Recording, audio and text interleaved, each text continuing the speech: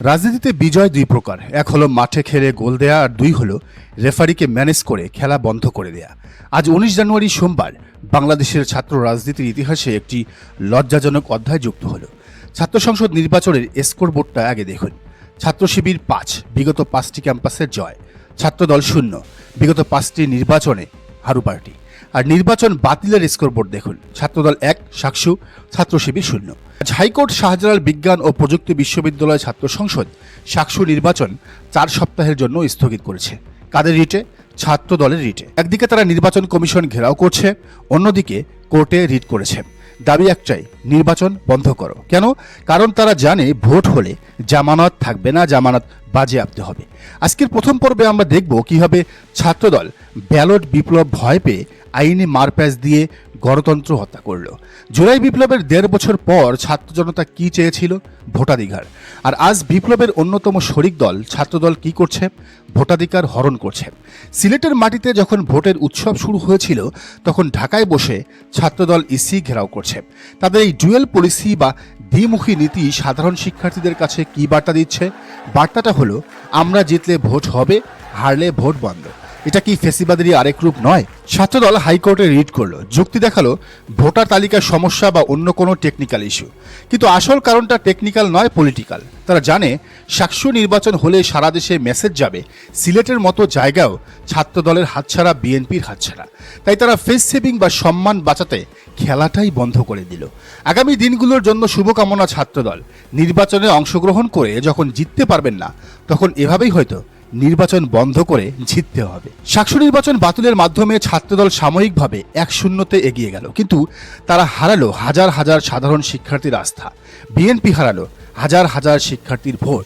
এবার আমরা দেখব সেই ভয়ের কারণ। রাজনীতিতে কেউ সাধু নয়। ছাত্রদল কেন নির্বাচন বানচাল করলো তার সলিড প্রমাণ আজ আমাদের হাতে এসেছে। আজ সোমবার সকালেই যুক্তরাষ্ট্র ভিত্তিক মানবাধিকার সংগঠন সোচ্চার একটি জরিপ প্রকাশ করেছে। এই জরিপের ফলাফল দেখেই মূলত ছাত্রদলের নীতি নির্ধারকদের হাত পা ঠান্ডা হয়ে গিয়েছিল।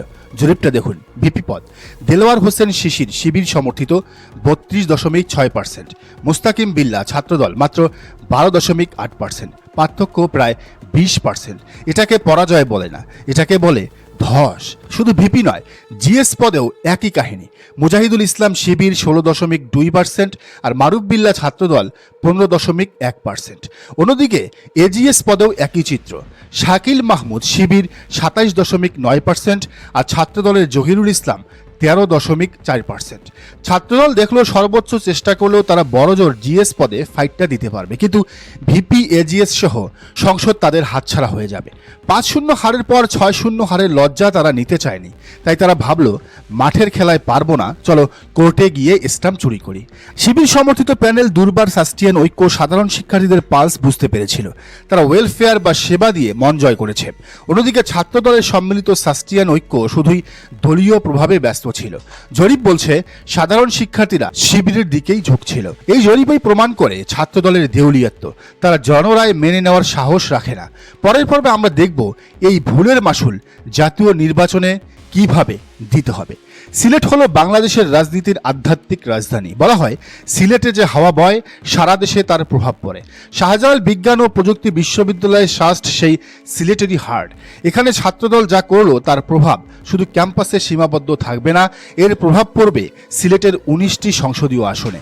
আপনি যখন ক্যাম্পাসের ছাত্রদের ভোটাধিকার হরণ করেন, তখন সেই ছাত্ররা গ্রামে গিয়ে কি বলবে?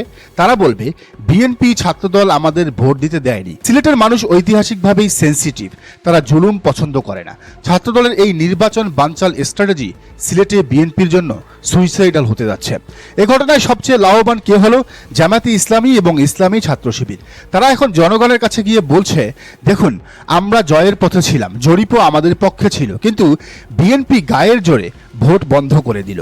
বাঙালি সবসময় ভিকটিম বা নির্যাতিতদের পক্ষে থাকে।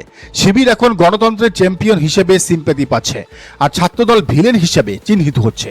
সিলেটের 19টি আসনে এই সিম্প্যাথি ভোট জামায়াতের বাক্সে শিফট হবে। বিশেষ করে নতুন প্রজন্মের তথা জেনজি ভোট বিএনপি আর পাবে না। দলের নীতি নির্ধারকরা ভেবেছিলেন নির্বাচন ঠেকালেই ইজ্জত বাঁচবে, কিন্তু তারা বোঝেননি এতে ইজ্জত তো গেলই, সাথে ভবিষ্যতও গেল।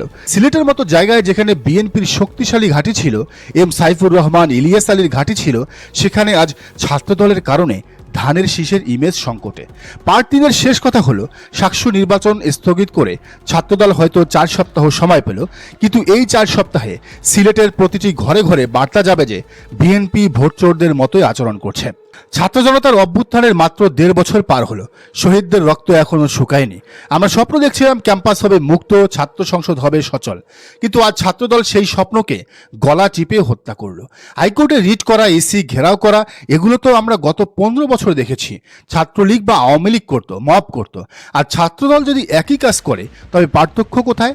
ছাত্রছাত্রীদের প্রত্যাশার কোনো তোয়াক্কাই তারা করলো না। এই ঘটনাটি একটি টেস্ট কেস। আজ ক্যাম্পাসে নির্বাচন হতে দিচ্ছে না, কাল জাতীয় নির্বাচনে যদি বিএনপি হেরে যাওয়ার ভয় পায় তবে কি তারা জাতীয় নির্বাচনে বানচাল করবে? মানুষের মনে এই ভয় ঢুকে গেছে। ছাত্রদল প্রমাণ করলো তারা ক্ষমতার জন্য গণতান্ত্রিক প্রক্রিয়াকে যে কোনো সময় স্থগিত করতে পারে। বিপরীত চিত্রটা দেখুন, শিবির সমর্থিত প্যানেল কোনো ভাঙচুর করেনি, ভিসি অফিস ঘেরাও করেনি, তারা আইনি লড়াইয়ের ঘোষণা দিয়েছে। এই ম্যাচুরিটি সাধারণ ছাত্রদের আরও আকৃষ্ট করছে। মানুষ ভাবছে এরাই দেশ চালানোর যোগ্য, যারা উস্কানিতে পা দেয় না। ছাত্রদলের উচিত আয়নায় নিজেদের মুখটা দেখা। 24-এর স্পিরিট ছিল ইনক্লুসিভ ডেমোক্রেসি, আর ছাত্রদলের বর্তমান কাজ হলো এক্সক্লুসিভ পাওয়ার পলিটিক্স। শাকসু নির্বাচন ছিল জাতীয় নির্বাচনের একটা মিনি ট্রেইলারেই যদি দর্শক বা ভোটাররা খেপে যায় তবে মূল ছবি অর্থাৎ জাতীয় নির্বাচন ফ্লপ হতে বাধ্য। সিলেটের 19টি আসনে এর প্রভাব হবে মারাত্মক। সিলেটের জামায়াত এমনিতেই শক্তিশালী, তার উপর ছাত্রদলের এই অগণতান্ত্রিক আচরণ জামায়াতকে নৈতিকভাবে অনেক উঁচুতে নিয়ে গেল।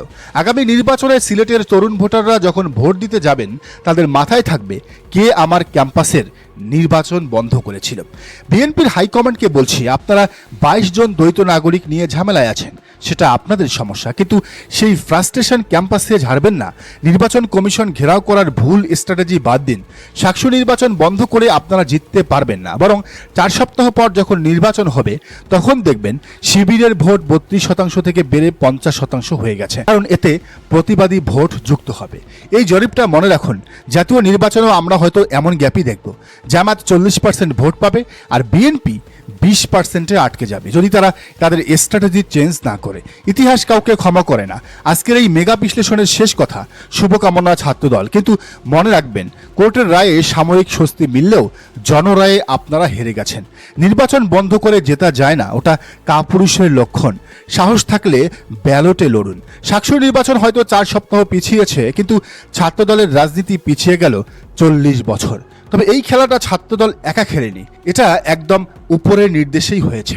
সানজুল সাইফ লিখেছেন, বিএনপির বর্তমান প্রধান কে? তারেক রহমান। তাহলে এই যে হেরে যাওয়ার ভয়ে শাকসু নির্বাচন বানচাল করা, এগুলো কার ইশারায়?